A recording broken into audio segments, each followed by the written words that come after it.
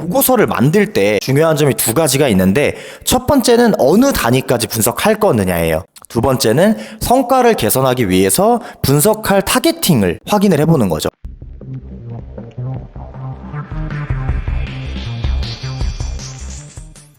안녕하세요, 퍼프맨입니다. 자, 오늘은 제가 메타 영상들이 최근에 굉장히 반응이 많이 나와서 저 지난번에 말을 했었던 메타 광고 시스템에서 이제 성과를 분석하는 방법에 대한 영상을 한번 찍어볼 거예요.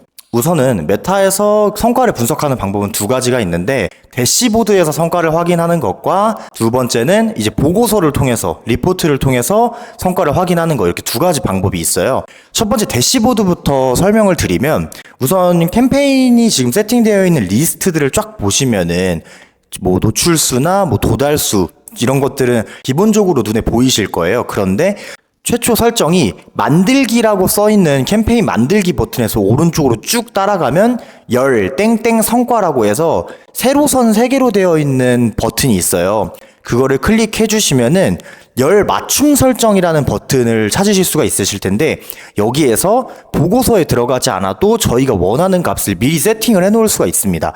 근데 이걸 모르시는 분들이 기본값으로 나오는 게 뭐 도달, 노출, 계제, 지출 금액 이런 거밖에 없다 보니까 전환 성과나 클릭당 비용, 뭐 클릭률 이런 것들을 대시보드에서 보시기가 어렵단 말이에요. 그래가지고 밑으로 내려보시면은 성과에 뭐 결과, 도달, 노출, 계제 있는데 CPC나 클릭률도 여기에서 찾을 수가 있고요. 쭉 내리시면은 이제 전환의 표준 이벤트 쪽에 가시면은 구매나 장바구니 그리고 회원 가입 이런 것들도 값을 전부 넣어줄 수 있으세요. 합계는 그 전환으로 기준으로 말씀드리면 구매의 합계면은 구매가 몇 건 일어났는지를 보는 거고, 구매의 값을 말하는 거는 구매가 발생한 비용을 말을 해주는 거예요.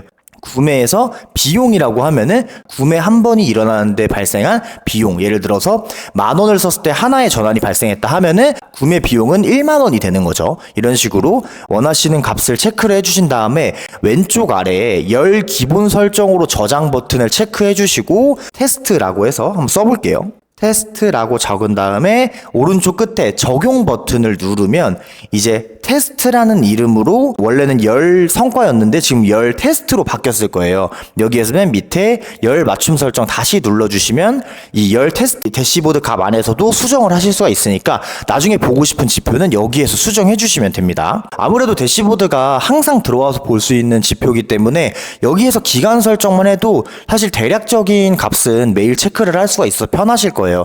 하지만 대시보드에서 볼 수 있는 건 캠페인당 성과, 광고 세트당 성과, 광고 성과, 그러니까 콘텐츠당 성과까지밖에 못 보기 때문에 그런 것들 외에 타겟팅별 성과라든지 아니면은 뭐 노출 지면별 성과 이런 것들은 그 보고서에서 봐주셔야 되는데, 왼쪽 탭에 광고 보고서로 들어가 주실게요. 광고 보고서로 들어가면은 처음에 아직 보고서를 만든 적이 없으면 아무것도 없으실 텐데 여기에서 보고서 만들기 버튼을 눌러주세요. 광고 계정이 여러 개이신 분들은 여기에서 어떤 광고 계정의 성과를 분석할지를 체크를 해주셔야 되고요. 체크를 한 다음에 만들기 눌러서 보고서 만드는 탭으로 들어가 볼게요. 기본적으로 보고서는 피벗 테이블 형태로 되어 있어요. 그래서 저희가 분석할 지표를 열에다가 넣고 값들을 행에다가 세팅을 하기 때문에 위에는 저희가 원하는 값들이 착착착착 쌓이는 거고, 해당 값들에 대한 지표가 아래로 행으로 들어간다 생각해주면 됩니다. 캠페인이나 광고 세트 성과는 대시보드에서도 볼 수 있지만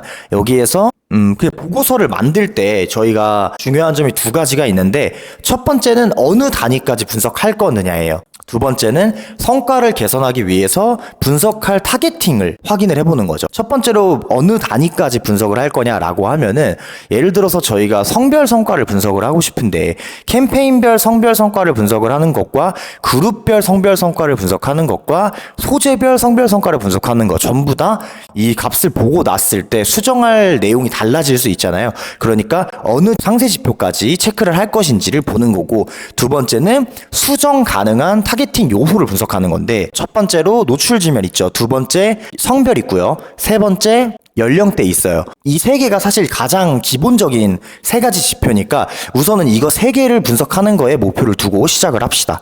광고 세트별 노출 위치 성과를 한번 분석을 해볼게요.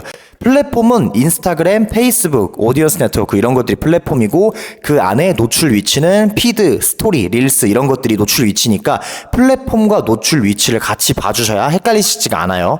그러니까 광고 세트에서 플랫폼과 노출 위치를 설정을 해서 저희가 보고 싶은 건 유입이 얼마나 잘 됐는지 또는 전환이 얼마나 잘 됐는지니까 지표는 지출 금액, 노출, 클릭, CPC, CTR 클릭률이죠. 그 다음에 전환으로 넘어갈게요. 여기서 장바구니라든지 다른 전환들도 다 보셔도 되는데 오늘은 편의상 구매 성과만 추적을 해보겠습니다. 구매 전환가, 그리고 구매 로아스 이렇게 체크를 해볼게요. 그러면은 저희가 광고 세트의 노출 위치별로 얼마의 비용이 발생했으면서 클릭률은 얼마나 잘 나왔고 수익률은 얼마나 잘 나왔는지를 분석할 수 있는 리포트가 완성이 된 거예요. 여기서 봤을 때 만약에 광고 세트별로 노출 위치를 봤는데 A 광고 세트는 피드 지면에서 성과가 잘 나오고 릴스 지면에서 성과가 안 나와요. 그리고 B 광고 세트에서는 스토리 지면에서 성과가 잘 나오는데 피드 지면, 릴스 지면에서 성과가 잘 안 나와요. 이런 식으로 우리가 수정할 타겟팅을 찾아냈을 때 이 값을 광고 세트에 반영해주면 당연히 이 다음 집행은 조금 더 성과가 개선이 되겠죠. 이런 개념 때문에 리포트를 보시는 게 중요한 거예요. 제가 방금 광고 세트 단위로 본 이유 자체가 캠페인 단위에선 사실 설정할 수 있는 게 많지가 않아요. 그래봤자 어드밴티지 예산 정도인데 저 같은 경우에는 리포트를 만들 때 무조건 광고 세트 단위로 봅니다. 그리고 뭔가 이 클릭률이라든지 유입되는 성과들이 더 중요한 캠페인인 경우에는 광고 소재 단위까지 보는데 여러분들이 성과를 분석할 땐 딱 두 가지만 생각을 하시면 돼요. 첫 번째, 클릭률이 낮다라는 거는 눈에 보여졌는데 클릭이 발생이 안 된 거잖아요. 그렇다는 건 이 소재가 매력적이지 못하거나 이 소재를 그 보여주는 타겟들이 지금 우리가 이 소재에 관심 있을 만한 분들이 아닌 사람들한테 노출됐다는 거니까 타겟을 점검하거나 콘텐츠를 점검을 해주셔야 돼요. 그 다음에 두 번째는 로아스가 낮을 텐데 클릭은 잘 발생해요. 클릭률은 괜찮아요. 근데 구매까지 이어지지 않아요. 그렇다는 거는 점검해야 될 게 두 가지가 있죠. 첫 번째는 또 타겟이에요. 아까는 클릭을 할 만한 타겟한테 집중이 안 됐다라고 하면은 수익률이 낮을 때는 클릭은 잘했는데 구매까지 이뤄질 만한 타겟한테 노출을 하지 않았다가 될 수 있어요. 근데 클릭률이 굉장히 높은데 전환율은 엄청 떨어지는 타겟은 사실 조금 찾기가 어려워요. 20대 초반이거나 나이가 어리신 분들도 어떤 소재에 대해서 반응은 좋을 수 있지만 들어왔을 때 그 상품을 구매할 만한 구매력이 없는 분의 가능성이 높단 말이에요. 그런 부분들을 좀 참고해 주시면 될 것 같고, 두 번째로는 랜딩 페이지의 문제예요. 랜딩 페이지는 클릭을 했을 때 접속이 되는 사이트인데 이 사이트에서 이 소재에서 어필한 것만큼 랜딩 페이지에서는 어필이 안 되는 거예요. 뭐 예를 들어서 소재에서는 이 상품에 대한 기능들을 엄청나게 막 홍보를 해놨는데 클릭해서 들어가 보니까 상품을 구매하는 페이지에서는 상품성에 대한 것들을 알아보기가 어려운 거죠. 또는 뭐 소재에서는 뭐 이벤트가 진행하고 있다거나 프로모션에 대한 걸 엄청나게 홍보를 했는데 클릭했는데 이게 이벤트나 프로모션이 진행하는 거를 확인하기가 어려운 랜딩 페이지로 떨어져요. 그러면은 내가 이 소재에 낚였구나 라고 생각을 할 수가 있거든요. 고객의 입장에서는. 그렇기 때문에 이 콘텐츠에서 뭔가 홍보하려는 내용을 랜딩 페이지에서도 확인할 수 있게 만들어주는 게 굉장히 중요합니다. 그리고 소재에 대해서 이것저것 어필을 했어요. 상품성에 대해서.